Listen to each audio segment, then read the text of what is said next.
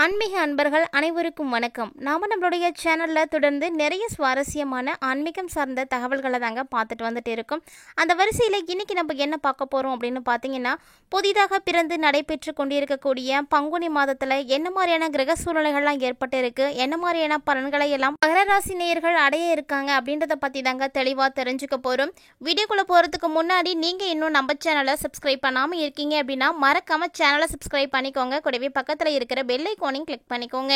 அப்பதான் நாங்கள் போடக்கூடிய வீடியோக்கள் எல்லாமே உங்களுக்கு நோட்டிஃபிகேஷனாக உடனுக்குடன் வந்தடையும். நீங்களும் பார்த்து பயன்பெறலாம். வாங்க வீடியோக்குள்ள போகலாம். இயல்பாகவே ஒவ்வொரு மனிதர்களுடைய வாழ்க்கையிலையும் ஒவ்வொரு விதமான கிரகநிலைகளுக்கு ஏற்ப பலன்கள் அப்படிங்கிறது மாறிக்கிட்டே தாங்க இருக்கும். கூடவே பார்த்தீங்கன்னா எல்லா கிரகங்களும் ஒரே இடத்துல இருக்கிறதும் கிடையாது. ஸோ அவங்கவுங்களுடைய ஒரு கால இடைவெளிகளுக்கு ஏற்ப ஒரு ராசியில் இருந்து இன்னொரு ராசிக்கு பயிற்சி ஆகுறாங்க. இதை தான் நம்ம கிரகப்பெயர்ச்சிகள் அப்படின்னு சொல்கிறோம். இந்த கிரகப்பெயர்ச்சிகள் ஏற்படக்கூடிய ஒவ்வொரு டைம்லையுமே பார்த்திங்கன்னா நிறைய மாற்றங்கள் அப்படிங்கிறது ஒவ்வொருவருக்குமே ஏற்படுது. ஸோ அப்படி தான் பங்குனி மாதத்தில் என்ன மாதிரியான கிரகங்கள்லாம் மாற்றம் அடைஞ்சிருக்கு, என்ன மாதிரியான பலன்களை எல்லாம் மகர ராசி நண்பர்கள் அடைய இருக்காங்க அப்படின்றத பற்றி தான் இப்போ நம்ம தெரிஞ்சுக்க போகிறோம். கூடவே இந்த பங்குனி மாதம் ரொம்பவே சிறப்பு வாய்ந்த மாதம். அந்த மாதத்தை பற்றியும் ஒரு சில விஷயங்கள் நம்ம தெரிஞ்சுக்கலாம். வீடியோ ரொம்பவே இன்ட்ரெஸ்டிங்காக இருக்கும். ஸ்கிப் பண்ணிடாமல் முழுமையாக பார்த்து பயன்பெறுங்க. தமிழ் மாதங்கள் 12ல் கடைசியாக வரக்கூடிய மாதம் தான் பங்குனி மாதம். இந்த பங்குனி மாதம் பார்த்தீங்கன்னா பல வகைகளில் நன்மைகள் நடைபெறக்கூடிய ஒரு மாதம், தெய்வீக காரியங்கள் அதிகமாக செய்யக்கூடிய ஒரு மாதம் அப்படின்னு சொல்லுவாங்க. பல காரியங்கள் நிறுத்தி வைக்கப்பட்டிருந்தாலுமே கூட இந்த பங்குனி மாதத்தில் செய்ய ஆரம்பிப்பாங்க. கூடவே பார்த்தீங்கன்னா இந்த நாளில் நம்ம முருகப்பெருமானுக்கு உரிய அற்புதமான நட்சத்திரம் உத்திர நட்சத்திரம் வரக்கூடிய நாள் தாங்க. ஸோ இந்த பங்குனி உத்திர திருவிழாவாக எல்லா இடங்கள்லையுமே வெகு விமர்சையை கொண்டாடுவாங்க. ஸோ முருகனை யாருக்கெல்லாம் ரொம்பவே பிடிக்குமோ அவங்களாம் மறக்காமல் நம்ம வீடியோக்கு ஒரு லைக் பண்ணிக்கோங்க. கூடவே இந்த வருடம் பங்குனி உத்திர திருவிழாவுக்கு எந்த இடத்துல இருக்கக்கூடிய முருகனை நீங்கள் தரிசிக்க இருக்கீங்க அப்படின்றத பற்றி மறக்காமல் கமெண்ட் பண்ணுங்க. பொதுவாக ஒரு சிலருக்கு முருகப்பெருமானை தொடர்ந்து வழிபாடு செய்யக்கூடிய பழக்கம் இருக்கும். தைரியம் மற்றும் தன்னம்பிக்கை, எதிரிகளை வீழ்த்தக்கூடிய ஒரு வெற்றியில் வாகை சூடக்கூடிய அற்புதமான ஒரு கடவுள் தான் முருகப்பெருமான். அப்படிப்பட்ட அவரை நீங்கள் தொடர்ந்து வழிபாடுகள் செய்யறதுனால நிறைய மாற்றங்கள் கிடைக்குங்க. கண்டிப்பாக முருகப்பெருமானை தொடர்ந்து வழிபாடுகள் செய்து நல்ல ஒரு பலன்களை பெற்றுக்கோங்க. இப்போ வாங்க இந்த டைமில் என்ன மாதிரியான கிரக மாற்றங்கள்லாம் இருக்குது அப்படின்றதெல்லாம் பார்த்து அதுக்குரிய பலன்களையும் நம்ம தெரிஞ்சுக்கலாம். எப்போதுமே மற்றவர்களுக்கு உதவக்கூடிய குணாதிசயம் அதிகமாக இருக்கக்கூடியவர்கள்னால் மகர ராசி நேயர்களை நம்ம சொல்லலாம். யார் என்னெல்லாம் பார்க்க மாட்டாங்க, உதவின்னு வந்துட்டா எல்லாருக்குமே உதவிக்கரம் நீட்டக்கூடியவர்களில் இவர்கள் வல்லவர்கள்னு சொல்லலாங்க. ஸோ உங்களுடைய கிரகநிலைகளை ஆராய்ந்து பார்க்கையில் இந்த பங்குனி மாதத்தினுடைய தொடக்கத்திலே பார்த்தீங்கன்னா உங்களுடைய ராசிநாதனாக காணப்படக்கூடிய சனி பகவான் குடும்பஸ்தானத்தில் பலம் பெற்று இருக்கிறாரு. மேலும் ரிஷபத்தில் இருக்கக்கூடிய குரு பகவான் உங்களுடைய ராசியை தாங்க பார்வையிடுறாரு. இது போன்ற கிரக சூழ்நிலைகளால் உங்களுக்கு நிறைய மாற்றங்கள் அப்படிங்கிறது ஏற்பட போகுது. மேலும் இந்த டைமில் இருக்கக்கூடிய குரு பகவான் உங்களுடைய ராசியை பார்க்கறது ரொம்ப ஒரு அற்புதமான ஒரு மாற்றம். ஏன்னா குரு பார்க்க கோடி நன்மை அப்படின்னு சொல்லுவாங்க இல்லையா, அதே போல தாங்க இந்த மாதம் முழுவதுமே உங்களுக்கு ரொம்ப மகிழ்ச்சிகரமான மாதமாகவே அமைய போகுது. ஸோ தொட்டது தொடங்கக்கூடிய இந்த மாதத்தில் உங்களுடைய ஒவ்வொரு விதமான செயல்பாடுகளையும் நீங்கள் சிறப்பான பலன்களை தான் பெற போகிறீங்க. ஸோ கண்டிப்பாக மகர ராசி என்பவர்களுக்கு இந்த காணொலி ரொம்பவே பிடிச்சிருக்கும்னு நினைக்கிறேன். கண்டினியூஸாக தொடர்ந்து பாருங்கள். இன்னும் நிறைய கிரகங்களுடைய மாற்றங்கள் இருக்குது. ஏன்னா எல்லா கிரகங்களுமே நமக்கு நன்மைகளை செய்கிறது கிடையாது. ஸோ ராசிநாதன் குருவோடு இருக்கக்கூடிய இந்த காரணத்தினால உங்களுக்கு நல்ல பலன் கிடைக்குது. இனிமே பார்த்தீங்கன்னா நிறைய கிரகங்கள் இந்த டைமில் மாற்றம் பெற்றிருக்காங்க. அவங்க எப்படி இருக்காங்க அப்படின்றதையும் நம்ம பார்த்து தெரிஞ்சுக்கலாம். இந்த நாட்களில் தொழில் வளர்ச்சிக்கு குறுக்கீடாக இருந்தவங்க கூட கண்டிப்பாக இனி விலக ஆரம்பிச்சிடுவாங்க. மேலும் மகர ராசி நேயர்களுக்கு வெற்றிக்குரிய செய்திகள் எல்லாமே வீடு தேடி வர ஆரம்பிக்குங்க. நீங்கள் விரும்பக்கூடிய விதத்தில் உத்தியோகத்தில் பணியில் நல்ல ஒரு மாற்றங்களை நீங்கள் தாராளமாக எதிர்பார்க்கலாம். கண்டிப்பாக உங்களுக்கு கிடைக்கும். அதே போல் நல்ல சந்தர்ப்பங்கள் அப்படிங்கிறது நிறைய நடக்கும். உங்களுக்கு அடிக்கடி நிறைய நன்மைகள் நடக்கக்கூடிய விஷயங்கள் தான் இருக்கும். சொத்துக்களாலும் சரி சொந்தங்களாலும் சரி உங்களுக்கு நிறைய நன்மைகள் தாங்க கிடைக்க போகுது. மேலும் இந்த மாதத்தினுடைய தொடக்கத்தில் மீன ராசியில் புதன் பகவான் நீச்சம் பெற்றும் வக்ரம் பெற்றும் சஞ்சரிக்க போகிறாரு. ஸோ இந்த ரெண்டு விஷயமே இந்த மாதத்தில் தான் நடக்க இருக்குது. அதாவது உங்கள் ராசிக்கு 6, 9 ஆகிய இடங்களுக்கு அதிபதியாக இருக்கக்கூடியவர் தான் புதன் பகவான். அவர் நீச்சம் பெறுவது அப்படிங்கிறது ஒரு வழியில் பார்த்தா உங்களுக்கு நல்லது தாங்க. இருந்தாலுமே பாக்கியஸ்தானத்திற்கு அவர் அதிபதியாக இருக்கிறாரு அப்படிங்கிறதுனால ஒரு சில காரியங்கள் முடியறதில் சின்ன தடைகள் எல்லாம் ஏற்படும். அதுவும் குறிப்பாக பூர்வீக சொத்துக்கள் சம்பந்தப்பட்ட பஞ்சாயத்துக்கள் எதுவும் இருக்குன்னா அதில் உங்களுக்கு சாதகமான பலன்கள் கிடைக்கிறதுக்கு நிறைய தாமதங்களானது ஏற்படும். ஒரு சில மகர ராசி என்பர்களுடைய வாகனங்கள்லாம் நிறைய விஷயங்கள் வந்து பழுது பார்க்குற மாதிரியான சுச்சுவேஷன்ஸ் வந்துடும். ஏன்னா வாகனம் பழுது பார்க்கக்கூடிய விஷயங்கள் அப்படின்றது இந்த டைமில் இருக்குது. வரவை விட செலவு அப்படிங்கிறது அதிகமாகவே இருக்குங்க. நிறைய வழக்குகளும் வாய்தாக்களும் இப்படி வந்துக்கிட்டே தான் இருக்குமே தவிர ஒரு அளவுக்கு வந்து முடிவுக்கு வர்றது அப்படிங்கிறது சாத்தியமில்லாதது தான். ஆனால் இந்த டைமில் உங்களுடைய தசா புத்திக்கு ஏற்ற தெய்வ வழிபாடுகளை நீங்கள் செஞ்சுட்டு வந்தீங்க அப்படின்னா உங்களுடைய மனசுக்கு நல்ல ஒரு அமைதியானது கிடைக்கும். வருமான உயர்வுக்கெல்லாம் ரொம்பவே வழிவகுக்கும்.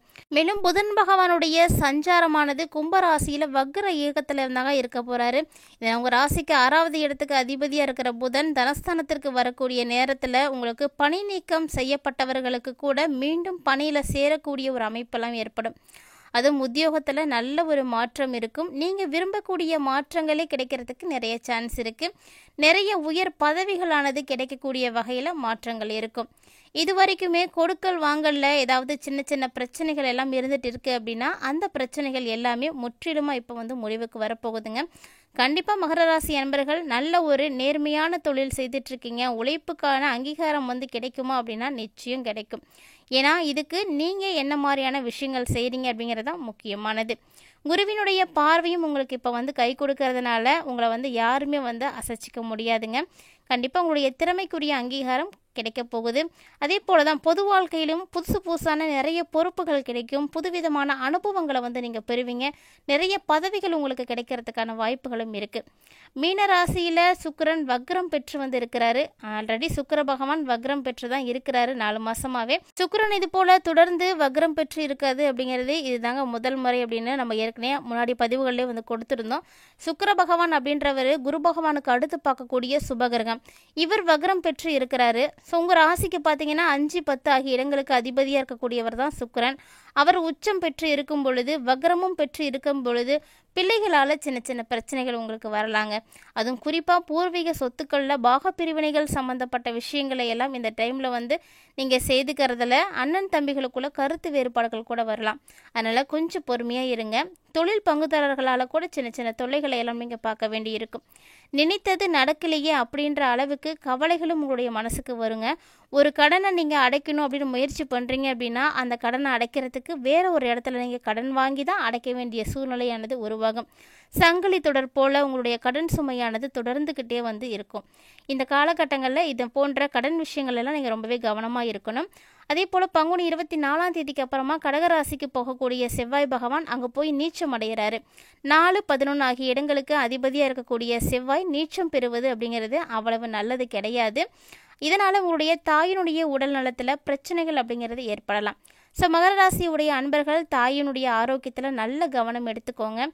இது மட்டும் இல்லாமல் இந்த காலகட்டங்களில் நீங்கள் வச்சிருக்கக்கூடிய சொத்துக்களால் கூட நிறைய வில்லங்கள்லாம் ஏற்படும். போல வில்லங்கங்கள் எல்லாம் ஏற்படாமல் இருக்கணும் அப்படின்னா உங்களுடைய டாக்குமெண்ட்ஸ் எல்லாம் கரெக்டாக இருக்கா அப்படின்றத ஒரு முறைக்கு 2 முறை வந்து சரிபார்ப்பது தவறு கிடையாது. ஸோ இந்த ஒரு விஷயத்தை இந்த டைமில் நீங்கள் செய்துக்கோங்க. ஒரு சில மகர ராசி நண்பர்களுக்கெல்லாம் வெளிநாட்டு போகணும் அப்படின்ற ஆசை இருக்கும். அதற்குரிய முயற்சிகளில் வந்து அவங்க அடிக்கடி வந்து இருந்துட்டு இருப்பாங்க. ஆனாலுமே கூட அவங்களுக்கு தாமதங்கள் தாங்க ஏற்படும். எனக்கு இருக்க சூழ்நிலைகள் அப்படி இருக்குது. கடன் சுமையின் காரணமாக கட்டின வீட்டை கூட நீங்கள் விற்கிறதுக்கான வாய்ப்புகள் எல்லாம் இருக்கும். அந்த அளவுக்கு கடனானது இருக்க போகுது. ஸோ அதே போல் உத்தியோகத்தில் சக பணியாளர்களிடம் உங்களுடைய முன்னேற்றத்தை வந்து நீங்கள் தயவு செஞ்சு பகிர்ந்துக்காதீங்க. ஏன்னா அது உங்களுடைய முன்னேற்றத்துக்கு ரொம்பவே தடையாக இருக்கும். இந்த காலகட்டங்களில் கல்வி பயிலக்கூடிய மாணவ மாணவிகளுக்கு எல்லாமே ஒரு அதிக மதிப்பெண் எடுக்கிறதுல குறிக்கோளோடு வந்து படிக்கக்கூடிய நேரங்க. குறிப்பாக பெண்களுக்கு நிறைய பிரச்சனைகளில் இருந்து விடுதலை கிடைக்கக்கூடிய ஒரு சூழ்நிலைகள் எல்லாம் உருவாகும். நல்ல ஒரு காலமாக பெண்களுக்கு வந்து அமைஞ்சிருக்கு. அதே போல தாங்க கலைத்துறையில் இருக்கக்கூடியவர்களுக்கும். ஏன்னா இந்த காலகட்டங்களில் இந்த மாதத்தினுடைய மைய பகுதியிலே உங்களுக்கு நல்ல தகவல்கள் எல்லாம் வந்துடும். ஸோ இது வரைக்கும் உங்களுக்கு எந்த ஒரு இடத்துல வாய்ப்புகளானது நிராகரிக்கப்பட்டதோ அங்கேருந்தே உனக்கு வந்து அழைப்பு வந்து கிடைக்க போகுது. ஸோ கண்டிப்பாக உங்களுடைய திறமைகளை வெளிப்படுத்துங்க. உங்களுக்கான பெயர் புகழ் எல்லாமே வந்து காத்துட்ருக்கு. ஸோ அதையெல்லாம் இந்த காலகட்டங்களில் நீங்கள் கண்டிப்பாக வந்து பயன்படுத்திக்கோங்க. இது போல் ஒவ்வொருவருக்குமே ஏற்படக்கூடிய பலன்கள் அப்படிங்கிறது அவங்களுடைய கிரகணங்களை சார்ந்து தான் வந்து கணக்கீடு செய்யப்படுது. ஒரு சிலருக்கு நட்சத்திர ரீதியாக மாறுபாடு அடையலாமே தவிர மற்றபடி எல்லாருக்குமே இந்த பலன்கள் அப்படிங்கிறது பொதுவாக தான் இருக்குங்க.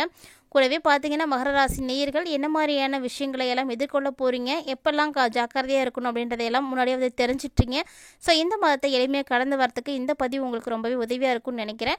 உங்களுக்கு இந்த வீடியோ உங்களுக்கு பிடிச்சிருக்கு அப்படின்னா லைக் பண்ணுங்கள், ஷேர் பண்ணுங்கள், மறக்காமல் கமெண்ட் பண்ணுங்கள். இது மட்டும் இல்லாமல் இது போல் நிறைய இன்ட்ரெஸ்டிங்கான ஆன்மீகம் சார்ந்த சுவாரஸ்யமான பயனளிக்கக்கூடிய தகவல்களை உங்களுடைய நண்பர்களும் உறவினர்களும் பார்த்து பயன்பெறணும் அப்படின்னு விருப்பப்பட்டீங்கன்னா மறக்காமல் அவங்களுக்கு வீடியோ பதிவு வந்து ஷேர் பண்ணிவிடுங்க. இது போல் நிறைய இன்ட்ரெஸ்டிங்கான ஆன்மீகம் சார்ந்த தகவல்களோட மற்றொரு ஆன்மீக பதிவில் சந்திக்கலாம்.